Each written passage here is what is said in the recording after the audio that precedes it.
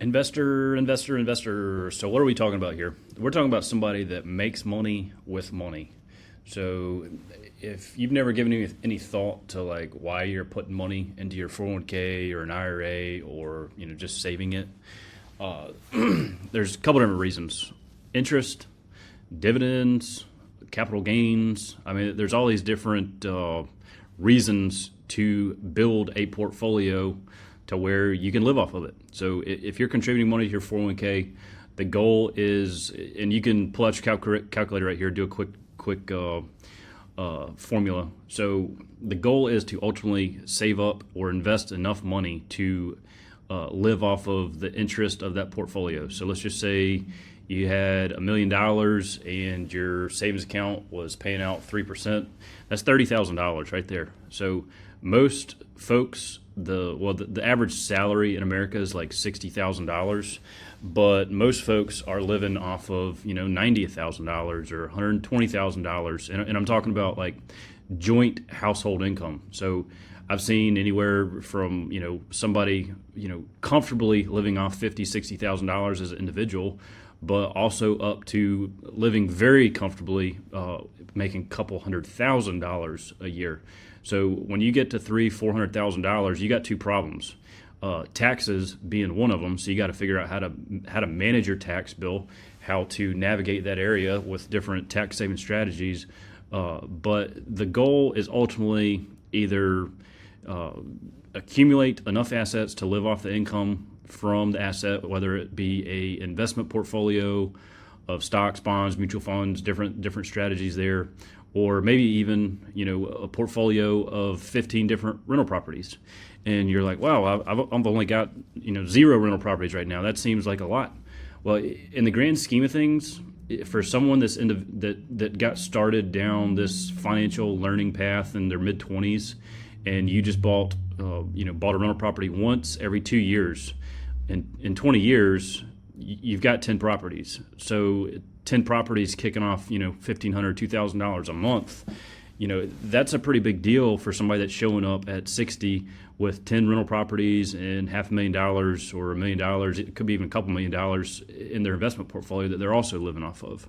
So the goal there is, if you want to be financially independent, you have to figure out how to become an investor. And becoming an investor looks a lot like reading books. It looks a lot like listening to podcasts. It looks a lot like investing in your own self-education so that you know what you need to do. Ultimately, that's what I'm doing with this podcast, the book that I wrote, the different video series, and the folks that I work one-on-one with in my advisory services.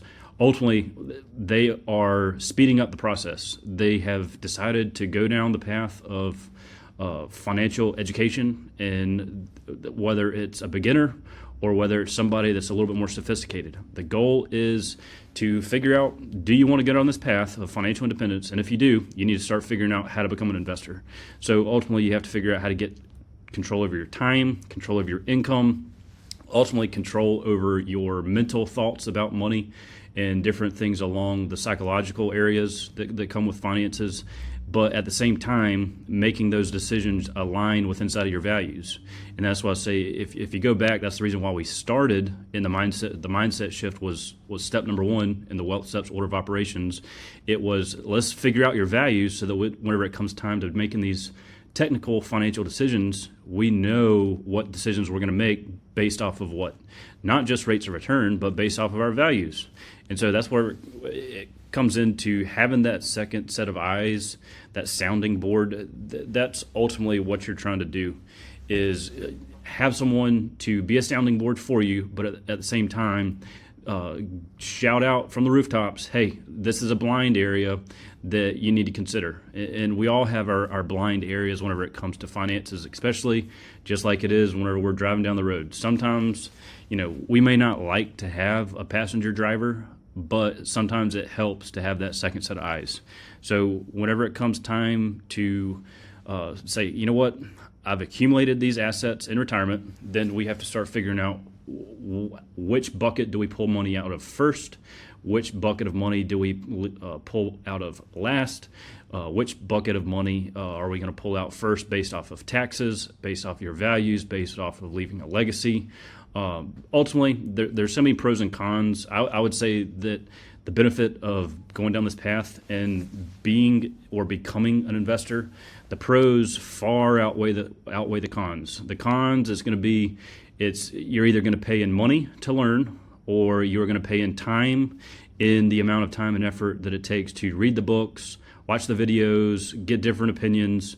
But ultimately, some people like learning this personal finance stuff. They like learning this investor world. But if you don't like learning it, you still need to do it, because ultimately that's what you're trying to do here, is build a insurance policy of education. And so you'll get a lot of that if you've went through the masterclass, if you went through the book and done the different podcasts. There's so many different resources available, not just for me that I've put together, but there's so many different other individuals that I've learned from that have expedited my learning curve as well. So if you're an investor, ultimately what you have to do is you have to figure out, do you have the right investment accounts in place? Have you allocated the right percentages as far as what your tax bill is going to be for capital gains? Do you have the right health insurance?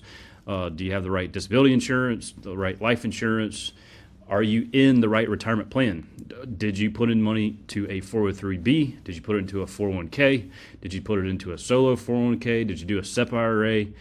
Figuring out where you need to fund these accounts, how much you need to fund them in order to get you to your right goal, but also if you're on the other end of the spectrum and you're about to retire, figuring out which accounts you need to pull money out of first. And so all of those are probably going to have some type of investment inside of it. But ultimately, there's a lot of things that go into proper investment management, and depending on how sophisticated you want to chat about that. These podcast episodes are only for education. They're broad, they're big strokes, but ultimately you have to figure out how technical, how detailed do I need to go, or do I want to go? Do I want to DIY it, or do I want to outsource it? So ultimately, that's up for you to decide. There's plenty of educational resources that I've put out there for you. You can go on my website, 72advisors.com, and then you can sort of filter through the different options there. You got DIY options, you got done-for-you options. But I hope you've enjoyed this episode of the Main Street Money Show podcast, and we'll see you on the next one.